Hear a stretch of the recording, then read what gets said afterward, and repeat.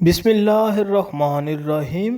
شروع کرتا ہوں اللہ کے نام سے، بڑا مہربان، خاص کرم اور رحم کرنے والا ہے۔ امید کرتا ہوں کہ تمام دوست خیریت سے ہیں۔ آپ کو ایم ضیاء اسپیچ چینل میں دل کی گہرائیوں سے خوش آمدید اور محبتوں برا السلام علیکم۔ پیارے دوستو، آج ہم جو واقعہ آپ کو بتانے جا رہے ہیں، یہ واقعہ ہے بسم اللہ کا۔ اس سے پہلے والی ویڈیو میں ہم نے پارٹ 1 کا ذکر کیا تھا، اب اس ویڈیو میں پارٹ 2 کا ذکر کریں گے۔ فقط ان کا مقصد لوگوں کا ایمان بنانا ہوتا ہے، مگر بکریاں چرانے والا ڈٹا رہا کہ میں تو بسم اللہ کہہ کر پانی پر چلتا اور بکریاں سمیت پانی پر چلا جاتا ہوں۔ آخرکار مولوی صاحب نے صبح خود یہ تجربہ کرنے کی ٹھانی اور چرواہا بھی آ گیا۔ مجمع زیادہ تھا۔ مولوی صاحب نے ایک دو بار سوچا کہ انکار کر دوں، مگر وہ جو مولوی صاحب کو کندھے پر اٹھا کر لائے تھے اب بھی جوش و خروش سے اللہ اکبر کے نعرے لگا رہے تھے اور مولوی صاحب کے حق میں تاریخیں کر رہے تھے۔ آخرکار مولوی صاحب نے ایک رسا منگوایا، پہلے اسے ایک درخت کے ساتھ باندھا، پھر اپنی کمر کے ساتھ باندھا، پھر ڈرتے ڈرتے ڈھیلا ڈھالا بسم اللہ پڑھا اور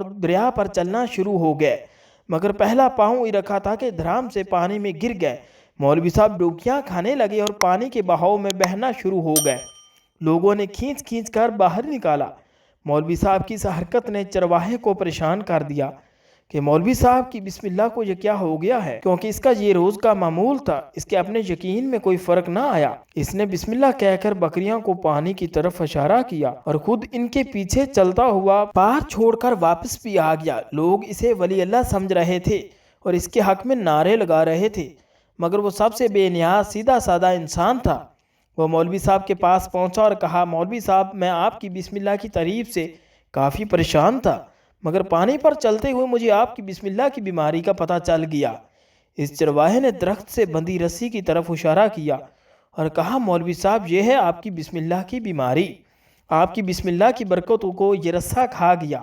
آپ کو اللہ اور اس بسم اللہ سے زیادہ اس رسے پر بھروسہ تھا، لہٰذا اللہ نے بھی آپ کو رسی کے حوالے کر دیا۔ مولوی صاحب، آپ بھی کمال کرتے ہو، میں نے آپ کے منہ سے سنا اور یقین کر لیا، اور میرے اللہ نے میری یقین کی لاج رکھ لی، مگر آپ نے اللہ کا کلام سنا مگر یقین نہیں کیا، لہٰذا آپ کو اللہ نے رسوا کر دیا۔